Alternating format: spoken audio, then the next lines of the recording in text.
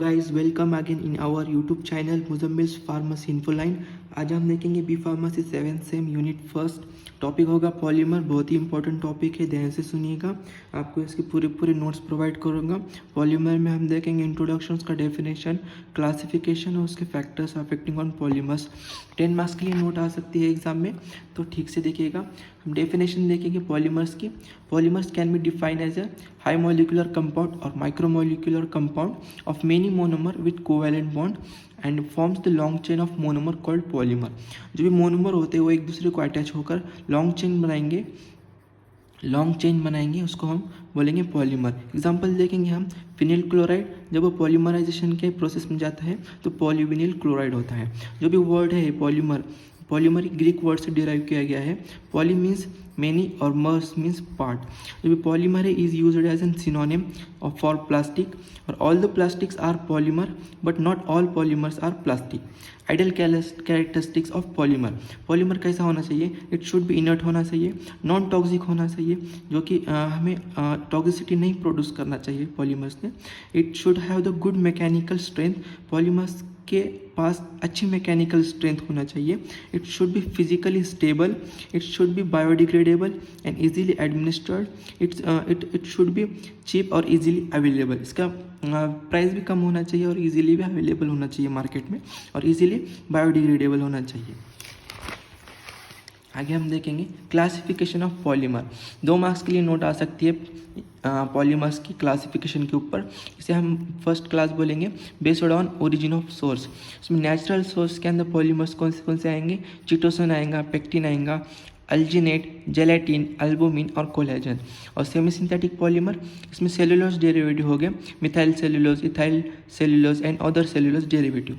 Synthetic polymer में बोलेंगे हम पॉलीइथिलीन और polylactic acid. Based on structure means linear polymer हो गए, ब्रांचड पॉलीमर हो गए, इस तरीके से ब्रांचड पॉलीमर हो गए, इनका microscopic structure branched polymer.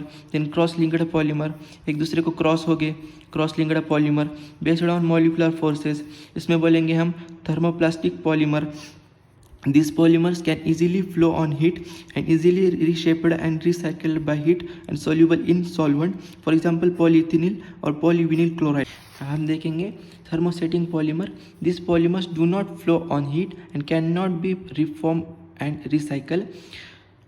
Induce decomposition on heating, अगर हम ये थर्मोसेटिंग प्लास्टिक को पॉलीमर को हम हीट करेंगे तो वो डिकम्पोज होगा, उसका रिसाइकलिंग नहीं होगा। उसका एग्जांपल क्या बोलेंगे? एपॉक्सी और polyester.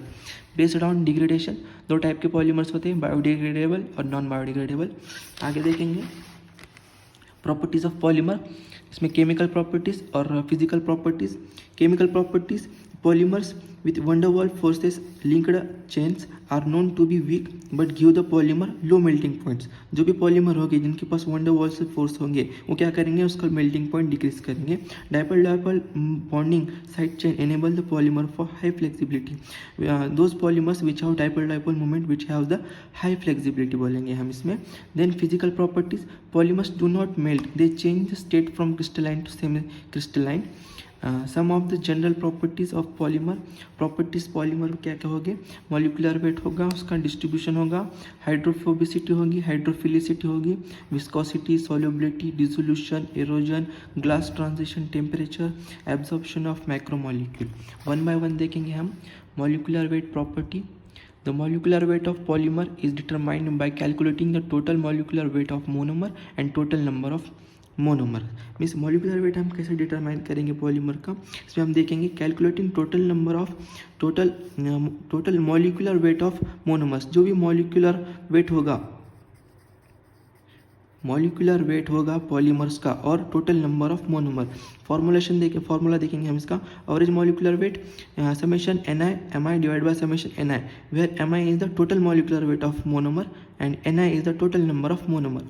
see the difference, total molecular weight है इसमें, weight and total number of monomer। in body, the molecular weight of polymer plays an important role because as higher the molecular weight, less the enzymatic degradation, as lower the molecular weight of polymer degrade as the faster rate, means those polymers which have higher molecular weight which will have the less enzymatic degradation. जो भी polymers के पास high molecular weight होगा वो उसका enzymatic degradation कम होगा, और जो भी molecular weight polymer का low होगा उसका enzymatic degradation fast होगा.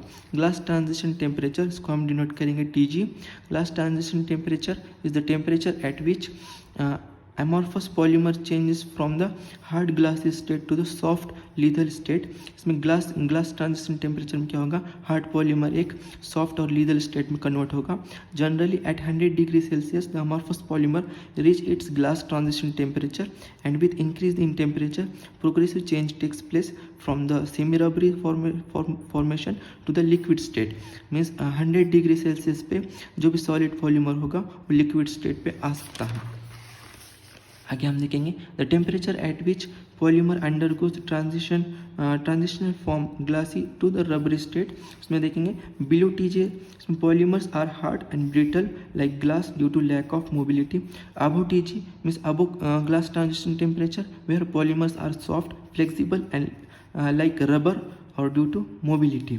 And above TJ, physical and mechanical properties of polymer changes by hydrophobicity. देखेंगे third property of polymer hydrophobicity. Hydrophobic polymers are water insoluble or water impermeable. Water absorption is less than 5%. और hydrophilicity, hydrophilic polymers are water permeable means water soluble and water absorption is more than 5%. Solubility, water soluble polymers interact with the water and increase viscosity or swell. Lower the molecular weight of polymer, greater will be the solubility. Higher the molecular weight of polymer, lower will be the solubility. Means इसमें हम क्या बोल रहे हैं, water soluble polymers जो भी होंगे वो इंटैक्ट करेंगे वाटर से और इंक्रीज करेंगे विस्कोसिटी और स्वेलिंग. और जब भी मॉलिकुलर वेट उसका लो होगा तो पॉलीमर के पास greater will be the solubility. As molecular weight decreases increases the solubility. और solubility depends upon branching, cross linking और पोलैरिटी और molecular weight. Thank you for watching our video. अगर आपको वीडियो पसंद आया होगा तो प्लीज़ लाइक कीजिए, कमेंट कीजिए, शेयर कीजिए और हमारे चैनल को सब्सक्राइब करना ना भूलिए.